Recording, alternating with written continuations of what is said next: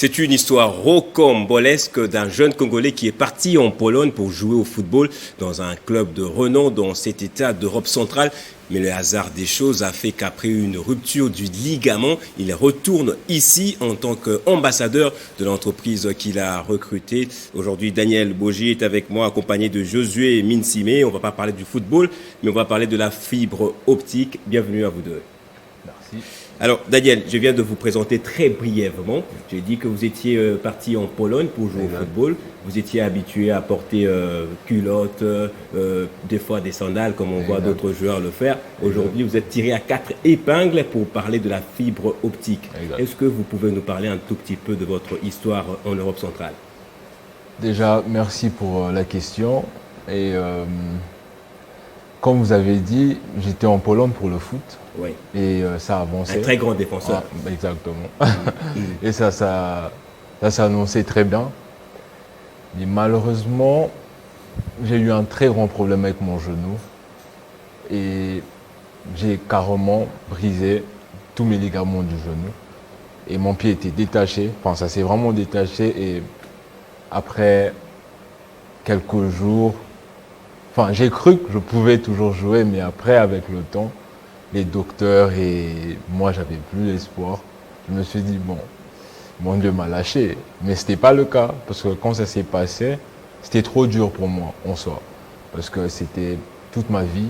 Et je me disais, mais qu'est-ce qui va se passer après? Et brièvement, pour vous parler de la blessure, c'était une blessure qui très grave dans le sport, surtout dans le foot, surtout quand on parle du genou. Et vous étiez incapable de jouer, vous êtes resté pendant 5 mois à la maison, pendant le temps de confinement, il faut le rappeler. Les docteurs m'ont dit, ça va me prendre 1 an pour marcher, remarcher convenablement, proprement, normalement. Mais pour jouer au haut niveau professionnel, ça sera plus possible. Et pour moi, c'est toujours un rêve. Même vous parlez de ça, c'est grand.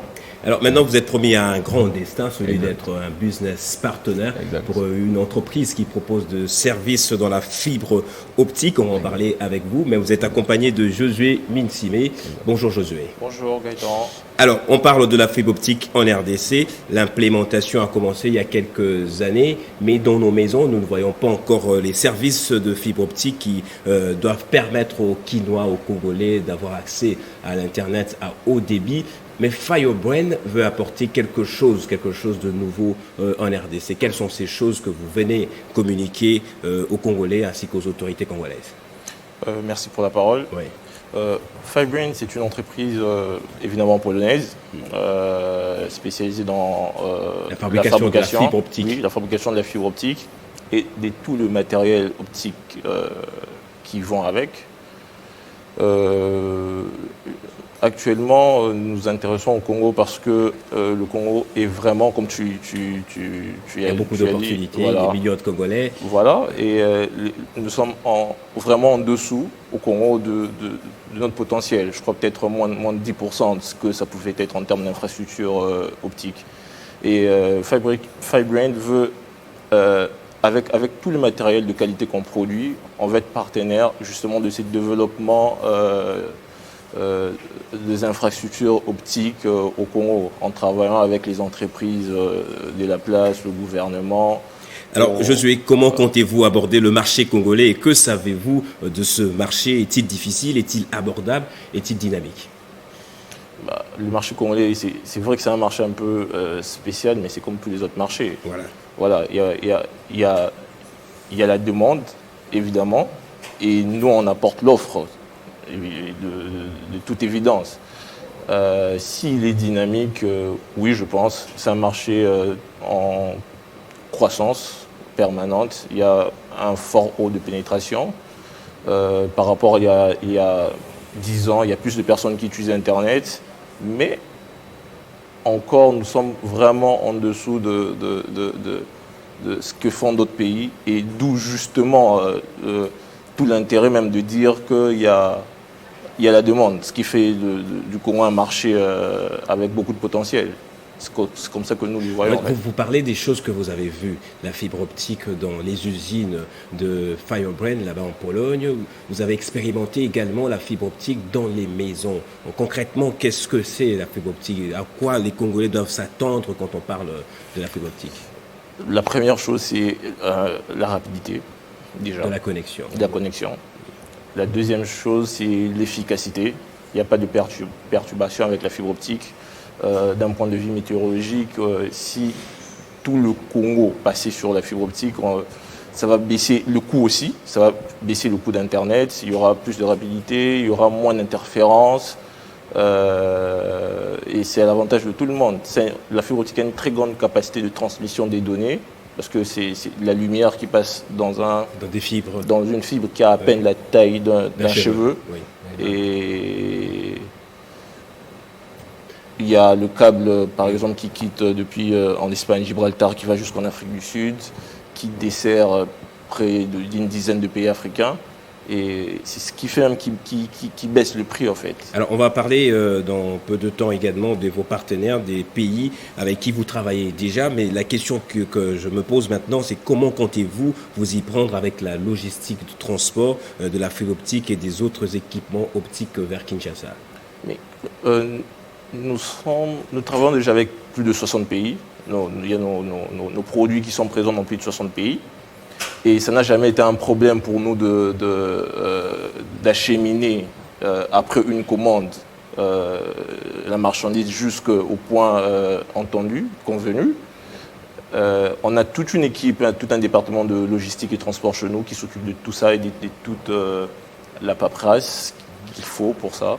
C'est vrai qu'au Congo, le transport va coûter un peu plus cher, petite marge, mais je ne vois aucun inconvénient.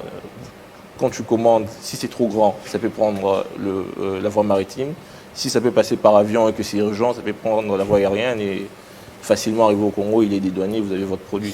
Voilà, Daniel Boji, en Pologne, vous étudiez dans une école de football. On vous enseignait des technicités, comment faire des passes, mais après, c'est un incident qu'on vient d'évoquer tout à l'heure. Vous avez appris la fibre optique, toute la technique et toutes les stratégies. Et je voudrais savoir, la concurrence, elle est grande.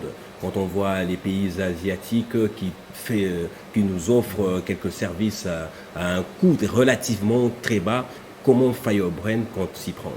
Ok, merci pour la question. Juste pour rectifier, j'étais pas à l'école de foot, j'étais dans une équipe. Dans une équipe de football? De football. Ah, et okay. C'est ça la différence. D'accord. Mais vous appreniez le football quand même? Je vivais le football. Voilà. Enfin, je vis toujours le football car là on va parler plus tard, mais là on est là pour Firebrand. Oui. Quand on parle de la concurrence entre Firebrand et d'autres entreprises asiatiques ou chinoises et tout, nous devons connaître une chose sur Firebrand. Firebrand est une compagnie privée, est une compagnie qui... Sérieuse déjà, comme vous avez dit, très sérieuse, qui ne voit pas seulement le prix, car les entreprises chinoises ou asiatiques, c'est la plupart du temps, les gens achètent là-bas à cause du prix et pas la qualité. Ils se disent que bon, c'est moins cher et ok, si j'achète, ça va, mais ils ne voient pas loin. Car nous, chez Firebrand, on a la qualité. Notre histoire, notre stratégie, c'est plus dans la qualité, c'est plus dans ce qu'on peut offrir. Car il y a la qualité, on offre l'installation, on offre une garantie de 25 ans, on n'est pas que dans le prix. Parce que là, quand on compare Firebrand et d'autres entreprises, là en ce moment, clairement, les gens vont nous parler du prix. Mais nous espérons que nos acheteurs ne voient pas que les prix. Car s'il n'y a que les prix, il y a un petit souci. Parce que vraiment, on se dit qu'il n'y a aucune entreprise. Jusque-là, on est conscient qu'il n'y a aucune entreprise qui peut offrir ce que nous, on offre à un prix moins cher. Moins cher. Oui. Vous offrez des services de qualité, mais à un prix moins cher, contrairement à ce que nous proposent les Asiatiques. Qui va avec. Parce que justement, c'est une illusion que nous a tous vendue lorsqu'on nous parlait de la fibre optique. On a attendu jusqu'à présent dans nos maisons. Nous n'avons vu aucune fibre. Est-ce que vous vous plaignez déjà de la qualité de l'Internet depuis que vous êtes de retour ici à Kinshasa, surtout quand vous êtes à la maison? Pour être honnête, oui. Beaucoup. Vraiment, pour être honnête, oui. Là, je me pose, même avec mon frère, hier, on était à la maison. Oui. Je me suis dit, mais waouh, on doit faire quelque chose. Et le Congo, vous avez dit au début que c'est au centre de l'Afrique. Ouais. Donc je me dis, si le Congo est connecté, toute l'Afrique est connectée. Parce que voilà, on est au centre, au cœur de l'Afrique et il est temps que l'Afrique soit connectée. Comme Josué vient de dire, nous travaillons déjà dans plus de 60 pays, dont nous sommes dans 10 pays en Afrique déjà. Et le Congo, nous sommes sûrs et certains, va faire partie de notre aventure. Alors, Josué Mintime, quand est-ce que vous comptez totalement vous implanter au Congo et quels sont vos plans? Comptez-vous avoir des shops, showrooms ou des warehouses? Merci pour la question.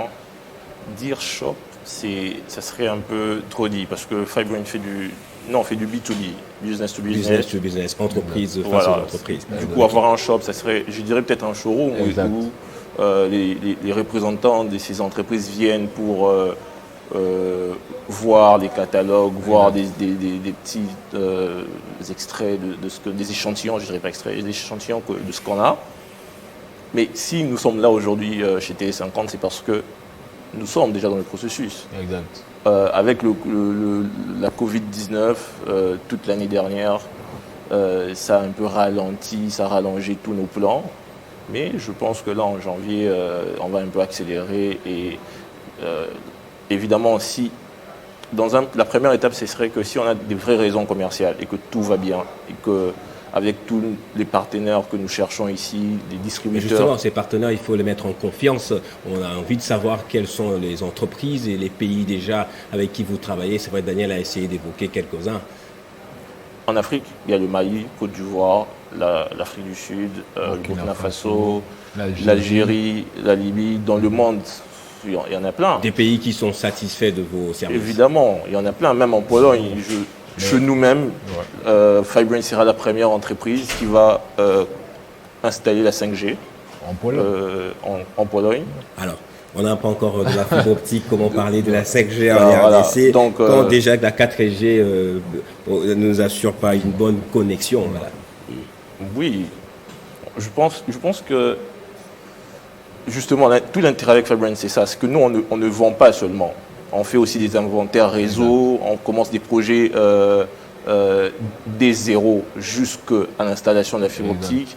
On a une entreprise qui s'appelle Vario Edge, qui est une filiale de Fibrain, qui fait partie du Fibrain Group, qui est composée uniquement des ingénieurs qui font des concepts, qui conseillent d'autres entreprises dans l'installation de la fibre optique. Et je pense que même de ce point de vue-là, avec tous les projets qui existent déjà au Congo, Fibrain peut ajouter une touche pour essayer de redynamiser un peu la connexion à Internet au Congo. Daniel, Josué, il y a une chose qui est très remarquable, c'est que vous êtes des jeunes, trop jeunes. Et je voudrais savoir, est-ce qu'en Pologne, c'est une culture de donner plus de responsabilités aux jeunes que vous êtes? Peut-être vous aussi, vous nous parlerez un peu de votre petite histoire en Pologne. D'accord. Moi, je suis allé en Pologne pour les études. J'ai fait des études de génie informatique. Et ensuite, j'ai travaillé rapidement dans des entreprises comme Fujitsu et puis chez Philips. Et j'ai eu l'opportunité d'intégrer Fibrain, pas en tant qu'ingénieur ou informaticien ou développeur, mais dans le management plutôt, comme directeur régional des ventes. Et oui, Fibrain, c'est une entreprise où il y a quand même beaucoup de jeunes. Et ce qui est bien avec nous, les jeunes, c'est qu'on a la volonté de faire des choses. Et surtout qu'on a la chance d'être congolais. Et on a la chance de se retrouver dans une grande entreprise comme Fibrain. Et en plus de ça, de se retrouver dans un projet qui concerne notre propre pays. À ce moment-là, je pense que la grandeur n'a pas d'âge. La grandeur n'a pas d'âge, effectivement. Des jeunes qui pensent grand et qui vont faire des grandes choses. Daniel Boji, parlez-nous un peu de Firebrain. Est-ce qu'en Pologne, c'est une entreprise qui rassure, qui a une bonne part de marché? D'après les petites recherches que j'ai dû mener, je me suis rendu compte que c'est une entreprise qui est tenue par des gens qui ont pignon sur rue là-bas en Pologne. Exactement. Merci pour la question. Firebrain est une compagnie très sérieuse pour recommencer ce qu'on a dit. Et quand on parle de Firebrain, on voit l'ambition. On voit des gens, comme il a dit, c'est vraiment des jeunes qui veulent atteindre quelque chose. Et quand on parle du monde entier, on voit que le monde se développe jour par jour, every day. Et Firebrain, je pense que, et je le sais, que nous sommes vraiment là pour des bonnes raisons. Et nous répondons à tout ce qu'il faut correctement. Car Firebrain en soi est là, ça fait plus de 30 ans déjà, et on a quand même de l'expérience. Et en Pologne, Oui, c'est une grande entreprise. C'est nous ou rien. Il n'y a aucune entreprise en Pologne qui fait ce que Firebrain fait. Qui peut rivaliser Firebrain. Dans ce que nous faisons, non. En Pologne, c'est nous ou rien. Vous ne ressentez pas un choc de culture, surtout pour vous qui vivez en Pologne et êtes congolais, et vous travaillez pour une entreprise polonaise au Congo, dans la façon plutôt de faire, de voir les choses, comment les vivez-vous professionnellement? Moi, j'ai grandi ici, tout comme Daniel aussi, il a été ici, donc c'est vrai qu'on ressent vraiment cette différence-là, mais moi je le vis bien. Il suffit de s'adapter. Je ne dirais même pas m'adapter parce que j'ai déjà été au Congo. C'est vrai que professionnellement, j'ai commencé à travailler en Pologne avant de venir ici. Mais je pense, pour moi, le choc, en tant que Congolais, je ne ressens pas vraiment ce choc-là. Peut-être pour mes collègues qui sont en Pologne, peut-être que pour eux, il y aurait peut-être un choc culturel évident. Mais je pense que je suis en équilibre et je sais faire la part des choses. Voilà. Comprendre le côté congolais et puis comprendre le côté polonais. Justement, voilà même pourquoi nous sommes sur ce projet. Parce qu'en tant que Congolais, on sait comprendre que ça, le Congolais, ils ont une façon de voir les choses, une façon de faire les choses. Et aussi, dans notre volonté de bien faire les choses en tant que jeunes Congolais. Et on comprend aussi les soucis du côté de l'entreprise pour laquelle nous travaillons et la façon de voir les choses des Polonais, des Européens, justement. Un mot pour le football, vous le permettez, j'espère, Josué. Daniel, vous êtes footballeur, même si vous jouez plus pleinement. Mais aujourd'hui, vous êtes également ambassadeur d'équipes de football. Vous détiennent également les patrons de Firebrain et vous êtes venu dans la possibilité de recruter quelques Congolais et les emmener là-bas. Comment comptez-vous faire? Je dirais tout s'est passé, tout a commencé quand je me suis cassé. Parce que quand je me suis blessé, là, pour moi, c'était la vie ou la mort. Car je vis du foot. Ma vie, c'était le foot. Enfin, c'est toujours le foot, car je suis toujours dans le foot. Mais avant de quitter la Pologne et venir en Afrique, j'ai eu une conversation. J'ai dit, mais en vrai, moi, il n'y a que le foot que je peux faire. Moi, je ne savais pas que j'allais me mettre là un jour et parler de la fibre optique. Moi, c'était le foot et le foot.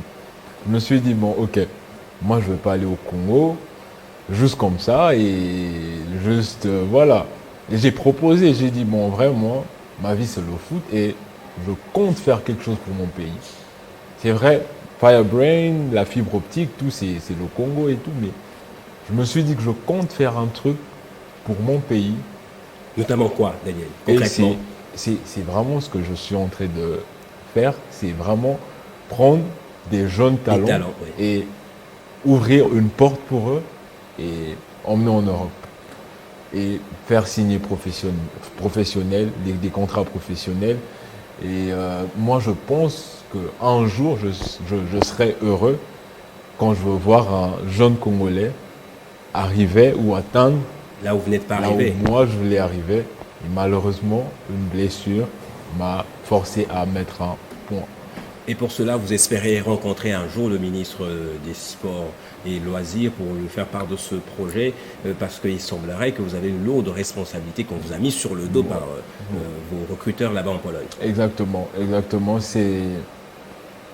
S'il le faut, ouais. Parce que on est au Congo, on est dans un pays où, enfin même pas le Congo, c'est moi personnellement, je veux pas faire des trucs illégaux. Donc je compte partir et passer par de chemins qui sont sûrs et certains. Et au Congo, on a des autorités qui sont là pour ça. Et en tant que jeune, parce que là, quand on regarde, il y a vraiment pas de jeunes qui font ça. C'est soit tu joues, soit je sais pas, mais j'ai fait partie de plus jeunes recruteurs, managers au monde entier.